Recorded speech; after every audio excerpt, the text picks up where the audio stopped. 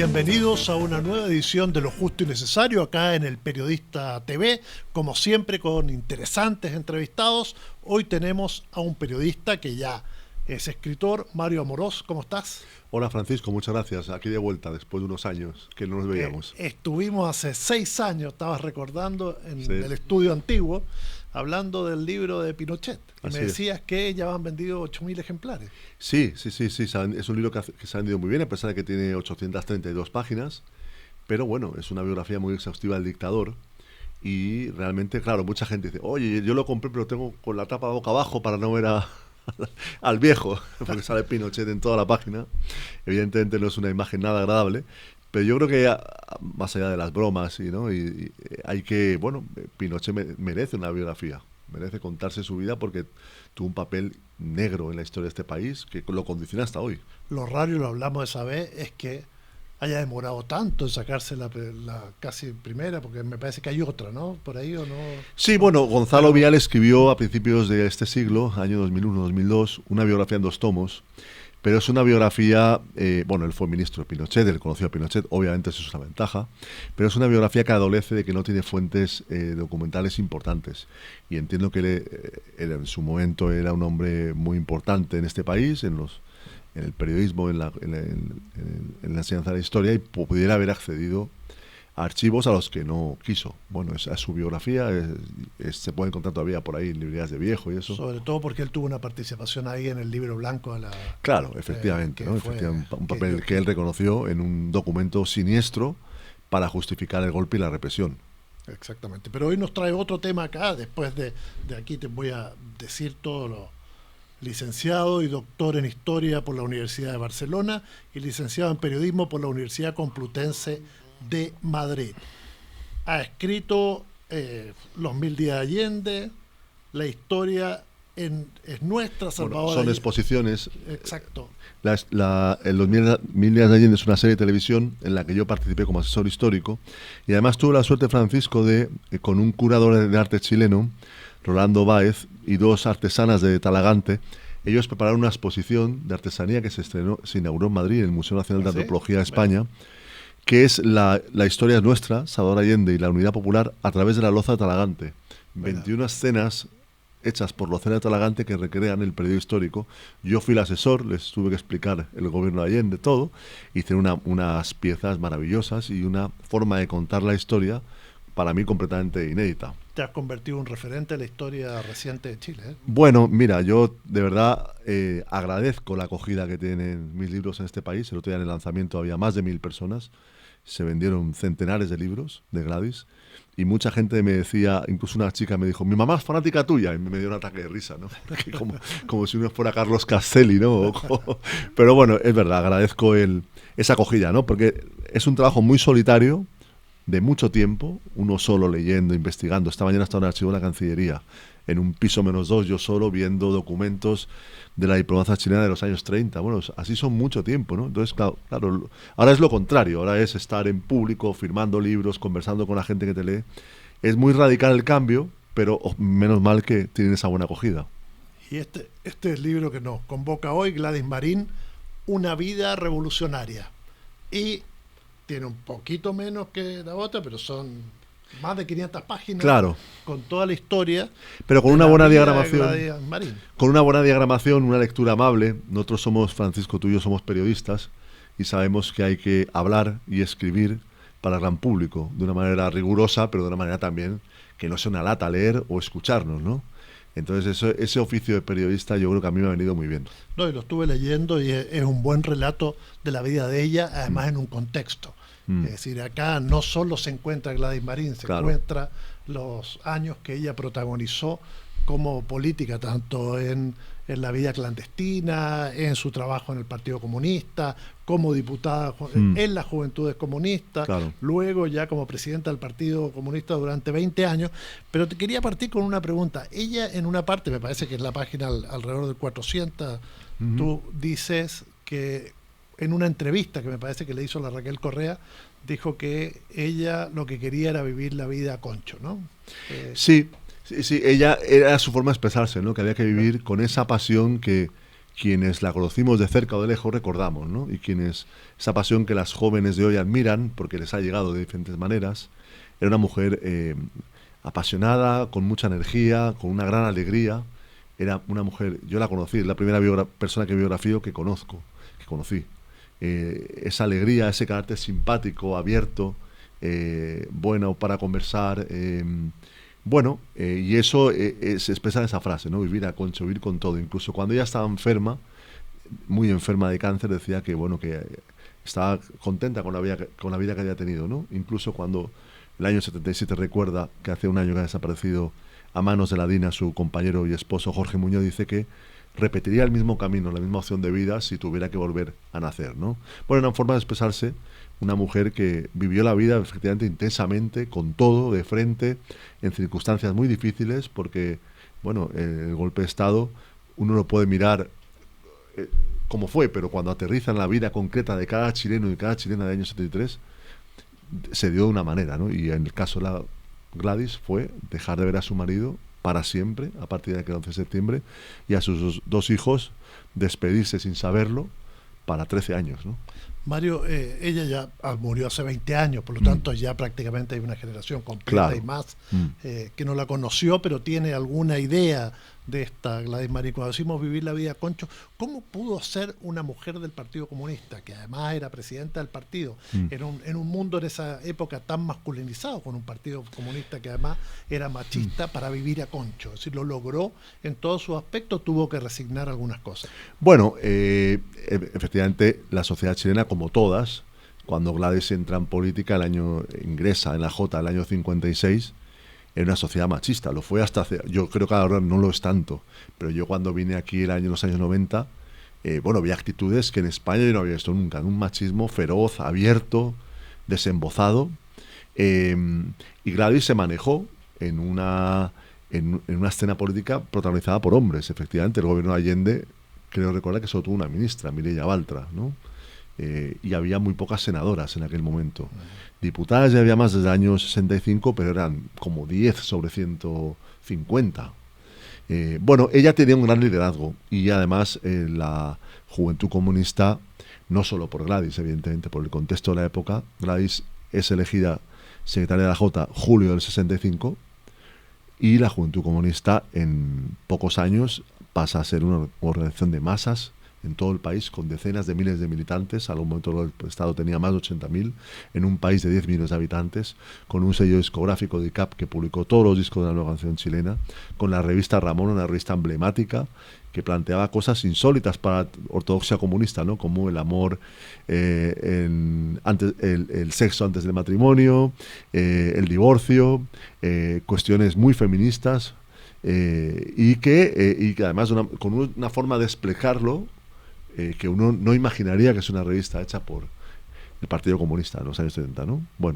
Y Gladys tiene una gran capacidad de liderazgo. Y eso se demuestra antes del golpe, pero se demuestra también después del golpe, cuando ella, el año 77, en el exilio en Moscú, plantea y debate fuertemente en la Comisión Política del Partido Comunista que ella quiere volver a Chile. Pensemos que es un partido que ha sido masacrado el año 76, que ha perdido 2 direcciones clandestinas en Chile, con dirigentes muy importantes, que están en aquel momento desaparecidos. No se sabía lo que sabemos hoy sobre los desaparecidos, ¿no? Pero están detenidos en manos de la dictadura y Gladys plantea volver clandestina, sin saber además que estaba en marcha la Operación Cóndor en aquel momento. No lo sabían, no lo supimos hasta el año 92, que Martín Almada lo descubre. Y da una batalla muy fuerte. Pero es que además después, siendo la principal dirigente del Partido Comunista en Chile en la clandestinidad, ella, como parte de ese equipo, como cabeza de ese equipo de dirección en el interior, mantiene un debate a veces duro con la dirección comunista en Moscú en torno a la política de rebelión popular y el alcance que tenía que tener ese llamamiento a que dentro de todas las formas de lucha contra la dictadura hubiera una expresión armada de esa lucha. Sectores de la dirección del Partido Comunista, singularmente Orlando Millas es la persona que siempre tenían muchas aprensiones o incluso rechazaban que esa fuera una estrategia que tuviera una amplitud importante, ¿no? Y sin embargo al final se impone la tesis del equipo de dirección interior, Bueno, y en el año 83 se queda al Frente Patriótico Manuel Rodríguez y hay una política militar del Partido Comunista muy importante. Y como parte de esa política de reunión popular, que es Gladys la dirigente que la defiende abiertamente, ¿no? ¿Dónde estaba la fuerza de ese liderazgo? ¿En lo ideológico, en lo carismático, en la valentía? Bueno, mira, yo creo que Gladys evidentemente no fue una teórica marxista, ¿no? No dejó una elaboración teórica de, por ejemplo, cuando ella habla en la UP, en sus discursos públicos como secretaria de la Jota, sobre la llamada vía chilena al socialismo, Gladys mantiene el discurso del PC, y a veces incluso un poco más ortodoxo que el del PC. Esto no me lo han preguntado hasta ahora, ¿no? Porque Gladys habla de que la revolución chilena no escapa a las leyes generales de las revoluciones socialistas, pura ortodoxia marxista-leninista de la época, sin hacer mención a la dictadura del proletariado, ¿no? Pero lo está diciendo. El PC no era tan... Yo no recuerdo, tampoco me he leído todos los discursos de Corbalán, por ejemplo, recientemente, como si de Gladys, ¿no? Y ahí tenía la ortodoxia de los jóvenes dirigentes, ¿no? Yo creo que su liderazgo venía de esa... seguramente sería carismático en el mejor sentido de la palabra, ¿no? Por otra parte, obviamente, en la época de la UP, los principales dirigentes comunistas no era Gladys, era en una escala inferior, era Luis Corbalán, Bolo de Teitelboim, Américo Zorrilla, Orlando Millas, ministro del presidente Allende. Ellos eran los principales dirigentes comunistas, ¿no? La juventud comunista estaba en un rango inferior en la importancia. Era muy importante porque, por ejemplo, para una de las grandes tareas del periodo de la juventud fueron los trabajos voluntarios, ¿no? Y ahí se desplegaba la Jota, o para movilizar o llenar el Estadio Nacional septiembre del 72, como vemos a nuestras espaldas, pero evidentemente Gladys no era. Cuando iba el PC a ver a la Moneda al presidente Allende para conversar, no iba la Gladys, iba Corbalán, Víctor Díaz, Orlando Millas, Bolo de Teitelboim, ¿no? Es después del golpe y de la represión, cuando Gladys, bueno, se irá configurando en un escalón superior dentro del PC a nivel de dirección, y ya en los años 80 en la práctica como principal dirigente de Interior, y a partir del año 84 ya es designada subsecretaria general número 2, pero eso no se hace público. Hay un documento del archivo histórico del PC que lo menciona, pero no se hace público que Gladys es la subsecretaria general, ¿no? Y evidentemente a la salida de la dictadura, en un momento muy difícil para el PC, Gladys, aunque Volodya es elegido secretario general, es Gladys, la dirigente de masas, el referente del PC público, ¿no? Para escribir este libro, las fuentes colaboraron, fueron abiertas, claro. El PC ayudó, se abrió, porque el PC suele esconderse. Mira, yo vine acá después de la pandemia, o cuando se podía venir en pandemia, enero del 22, fui a ver a Guillermo Teneira a su despacho y le planteé que entre mis proyectos para el futuro estaba una biografía de Gladys, pero que yo creía que una biografía de Gladys o un intento de biografía, si el autor o autora no podía acceder al archivo histórico del PC, se iba a quedar coja, porque para la etapa de la dictadura eso es una fuente documental necesaria. Ya lo había investigado ese archivo a fondo el profesor Rolando Álvarez de Lausach. Yo he leído sus libros y por tanto sé lo que había ahí, ¿no? Pero yo quería verlo y leerlo e interpretarlo con mi propia cabeza, ¿no? Y por supuesto, Guillermo Teneira me dijo que todo, la apertura del archivo para mí de parte del Partido Comunista, ¿no? Y después hablé con los hijos de Gladys, con Álvaro y Rodrigo. Yo a Álvaro lo entrevisté hace más de 20 años. Ellos sabían de mí, soy amigo de Marta Fritz, la gran amiga de Gladys, y Juan Carlos Arreglada, su compañero de hace un montón de años. Y les expresé lo mismo, es decir, bueno, yo sé que conserváis las cartas de Gladys y me gustaría poder leerlas y citarlas, ¿no? Ahí sí que me comprometí a que ellos podrían leer la parte del libro que se refería a eso, porque son documentos muy personales, muy íntimos, y además a mí me daba tranquilidad para evitar un posible disgusto posterior que pudiera nacer de un malentendido, ¿no? Yo prefería que ellos leyeran lo que lleva escrito, me dijeron que de acuerdo, no me corrigieron nada, pero lo vieron. Y y también Marta Fritz me abrió un documento muy importante, que es la especie de diario que Gladys escribe en la Embajada Holanda en los 8 meses que está asilada, octubre 73, junio 74, que es algo impresionante, ¿no? Porque yo cito si lo has leído, cito algunos párrafos, ¿no? Y es, su reflexión más profunda sobre las circunstancias terribles de aquel momento, ¿no? De todos los libros, bueno, dijiste que a Gladys es la única que conociste. No conociste a Víctor Jara, claro. No conociste a Allende, no conociste a Pinochet. ¿Pensaste en algún momento cuando la conociste que algún día ibas a estar escribiendo un libro de ella? No. O sea, yo nunca pensé que escribiría libros.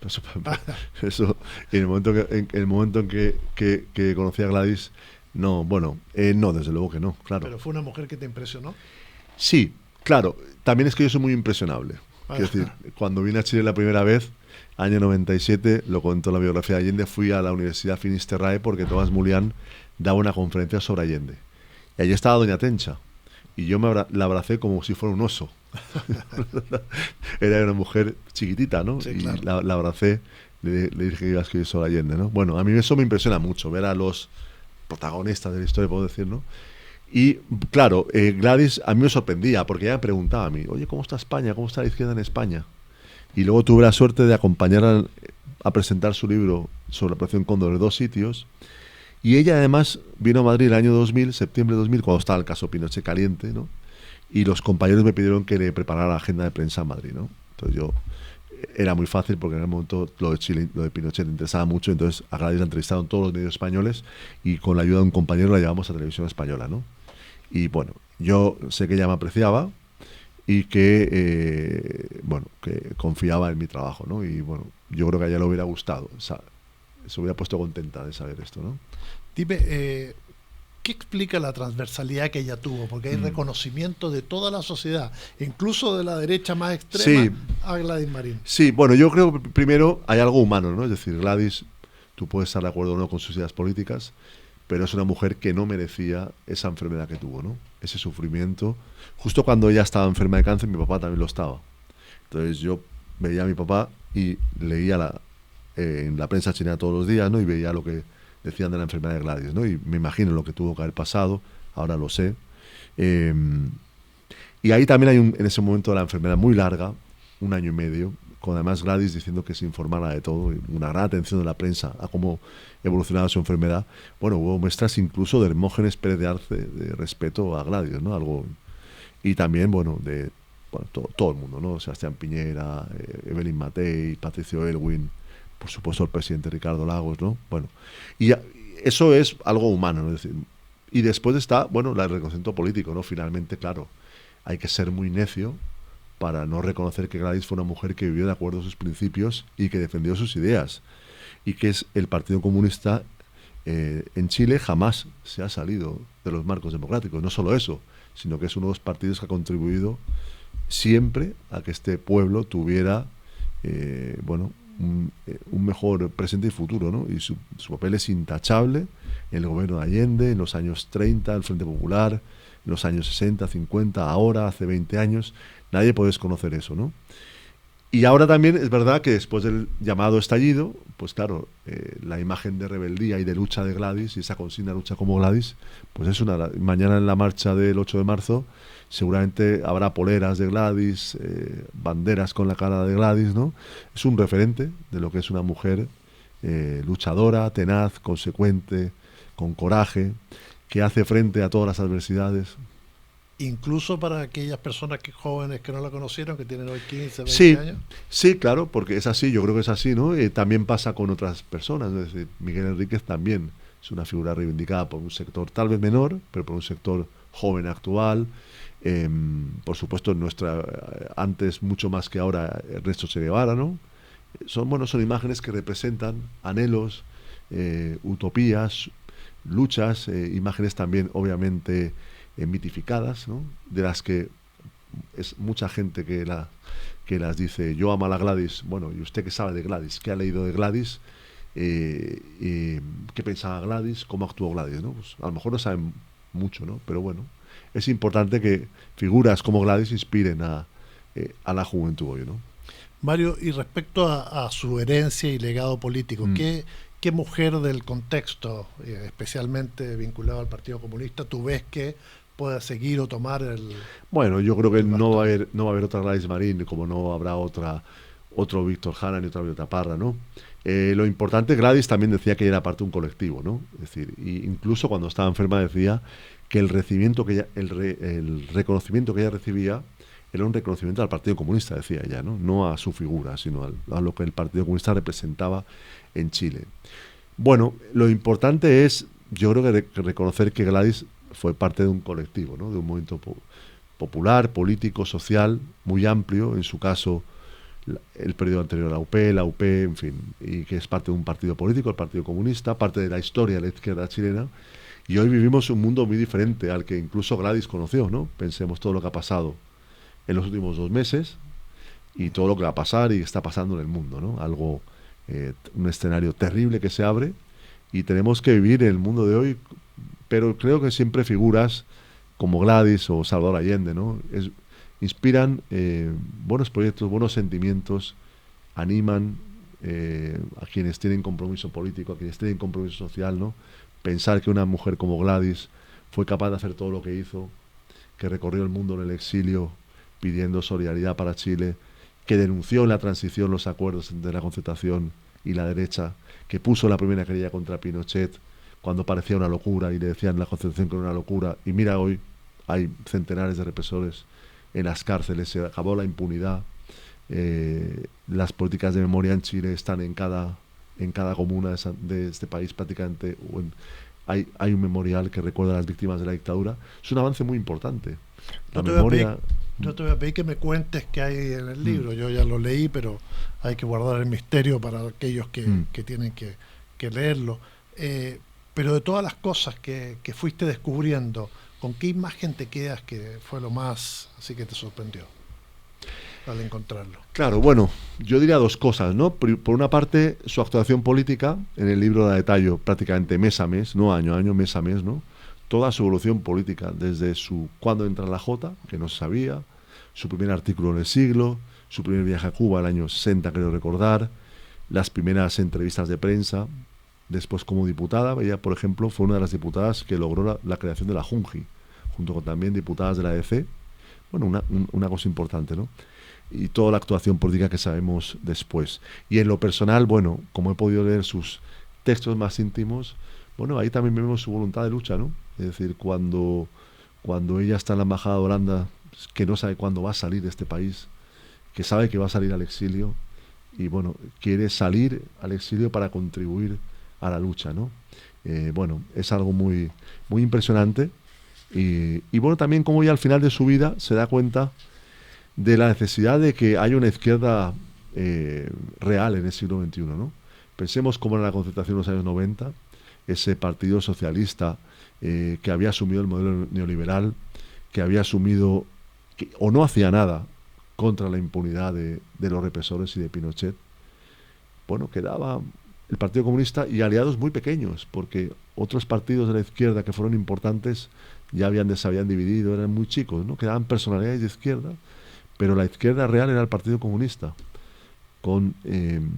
Bueno, y proyectar eso al siglo XXI, ¿no? Uniéndose al movimiento altermundista, viendo siempre un esfuerzo incansable por cómo ampliar las alianzas, pero es que realmente, bueno, era muy difícil, ¿no? Uno va viendo, allí en el libro están cada elección parlamentaria municipal contada en los años 90 y principios del siglo XXI en Chile, y era muy difícil, ¿no? Finalmente, hoy, fíjate, tenemos hoy un frente amplio, que no existía evidentemente hace casi 10 años, y bueno, el Partido Comunista que ha ampliado mucho su representación y está en el gobierno con 4 ministros, ¿no? Bueno, eso también es mérito de Gladys, que persistió en que era necesaria una izquierda que tuviera una identidad real, transformadora, ¿no? Aunque luego sea muy difícil sacar eso adelante, hay contextos en los que se puede avanzar más o se tiene que ir más lento, pero si no existe, es imposible avanzar.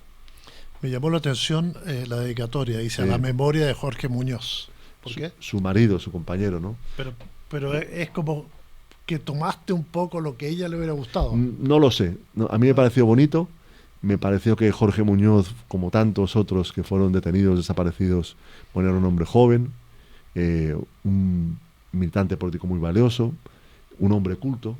Fíjate que él tenía gustos como la ópera, por ejemplo, ¿no? La música clásica. Él tenía una colección de discos que fue desvalijada por la dictadura, ¿no? Unos pocos días después del golpe. Entrevisté a la hija de la nana de Gladys, de Ofelia Hernández, Cecilia, me contaba, ella tenía 10, 12 años para el golpe, que entraron a la casa de Gladys buscando armas y solo había libros y discos de ópera, ¿no? Y lo rompieron todo, ¿no? Como en tantas casas y hogares de Chile. Bueno, yo creo que es un buen homenaje. Recordar siempre a las víctimas de la dictadura es necesario. Yo lo he hecho con mi trabajo, otros muchos compañeros y compañeras de las letras lo hacen, y hay que recordar siempre, la memoria es muy importante, porque los bárbaros vuelven a estar en el horizonte, ¿no? ¿Qué viene ahora, Mario? ¿La biografía de Sebastián Piñera? No. Viene ahora, estoy con un proyecto en España para un poco descansar mentalmente de Chile, que lo necesito. Han sido años muy agotadores, con la reedición de la biografía de Allende, con la biografía de Víctor Jara, que lancé hace 2 años, la de Gladys, y ahora necesito leer y escribir otras cosas para luego volver con fuerza a la historia de Chile. Nos encontraremos entonces en camino. otra oportunidad con el próximo libro o con el de España, que a veces también puede ser interesante para los chilenos. Muchas gracias, Francisco. Te agradecemos mucho que nos hayas acompañado acá en Lo Justo y Necesario. Gracias. Y a ustedes ya saben, ya está en librería, Gladys Marín, Una vida revolucionaria. Ahí está. Un libro para entender no solo a Gladys Marín y al Partido Comunista, también la historia reciente de Chile, que es bastante apasionante.